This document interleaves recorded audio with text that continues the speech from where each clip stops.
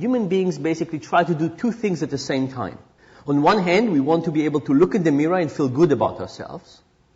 On the other hand, we want to benefit from being dishonest. Now you could say you could do one or the other. You can either look at yourself as honest or you could benefit from dishonesty. You can't do both. Well, it turns out that thanks to our flexible cognitive psychology and thanks to our ability to rationalize our actions, we could do both.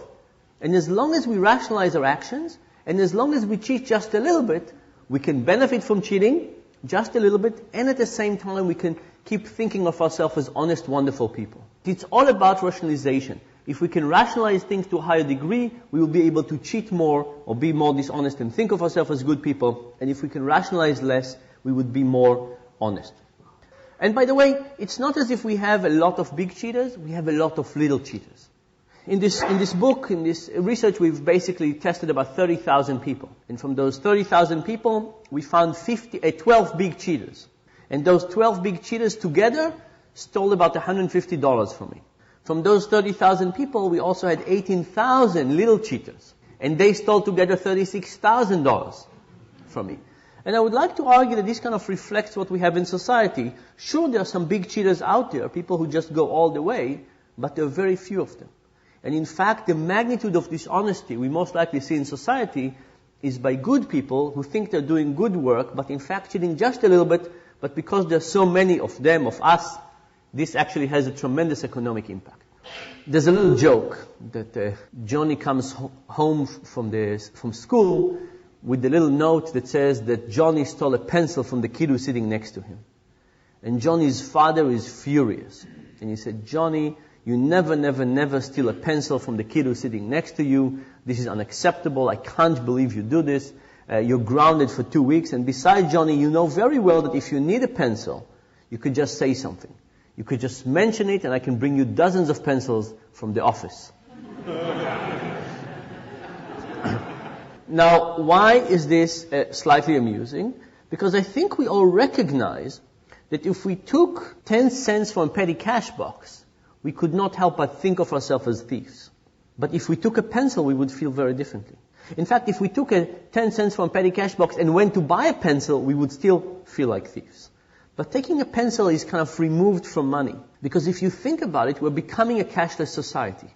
We're becoming a society with a higher distance between us and the consequences of our actions. Credit cards, electronic wallets, mortgage-backed securities, stock options. Think about all of those things that represent psychological distance between us and the people, us and money. Could it be that as the distance increases, people can be dishonest, but at the moment don't think of themselves as doing anything dishonest? And I think the banking industry is kind of primed to think about things exactly in that way. Imagine you manipulate something like, interest rates.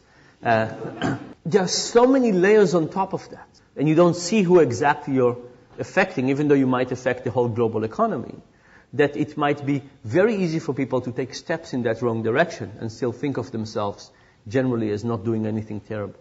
By the way, so in the last year and a half, as I've been working on the book, every time I go to a restaurant, I ask the waiter if there's a way to eat in this restaurant and escape without payment.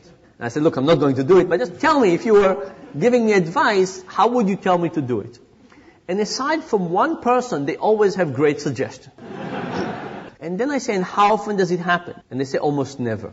They say, from time to time, somebody walks up without paying, but they walk slowly and we stop them and they just say they forgot.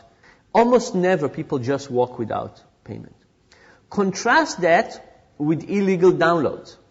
My book that came out about a month ago, in the first 2 days, was downloaded 20,000 times from some website. It's kind of ironic. A book on cheating was... But if you talk to young people, virtually all of them have illegal music on their computers, and nobody feels bad about it. In fact, one young guy recently, we talked about it, he stood up, he said, excuse me, I don't think this is wrong.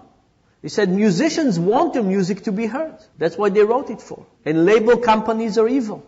And he said, besides, I was not going to buy this music anyway, so I'm not hurting anybody. And everybody is doing it, right? So this guy, in fact, if you listen to him, he was not downloading illegal stuff. He was fighting for freedom, right? He was promoting the world, making it a better place. An amazing level of rationalization that you couldn't do in a restaurant. You can't go and say to yourself, oh, you know what, chefs really want their food to be eaten. And it's really owned by a conglomerate that is really not that good. And some things lend themselves to a much higher degree to rationalization, some things are much harder. So we talked about what gets people to cheat more. What would get people to cheat less? What would get rationalization to go down?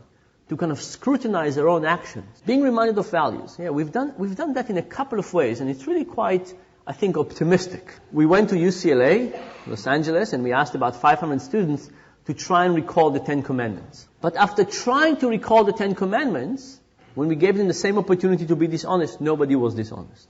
In fact, even when we take self-declared atheists and we ask them to swear on the Bible, and we give them a chance to cheat, they don't cheat. So this suggests that there's something about reminders that the moment we think about morality, even if it's not our own moral code, all of a sudden we are kind of supervising ourselves to a higher degree. We're more thoughtful about our own actions, and as a consequence, we let ourselves get away with less activities. We also looked at the Catholic confession. We went to talk to Catholic priests, and we said, from an economic perspective, we don't understand confession. Please explain it to us. They said, if you can confess and be absolved, shouldn't you cheat more? Shouldn't you cheat on the way to confession? The priest said no. So here are 3 theories how confession might work. One theory is that you think to yourself, I want to rob this convenience store, but I'll have to confess. It will be unpleasant, the priest will think badly of me, and this added cost makes the whole thing not worthwhile. We don't find any evidence for that. Another possibility is like the 10 Commandments experiment I told you about. You come out of confession and you feel good and wonderful about yourself, and for a little while longer, you want to keep that feeling of being good. We find some evidence for this. But the most interesting version is the following. When we give people hundreds of opportunities to steal and to cheat over time, what we find is that people are slightly dishonest, balancing, feeling good about myself, cheating a little bit, feeling good, cheating a little bit. And then at some point, many people switch and start cheating all the time. And we call this switching point the what the hell effect. It turns out we don't have to be 100% good to think of ourselves as good. But if at some point you don't think of yourself as good, you might as well enjoy it. And many people, by the way, report this same thing with diets.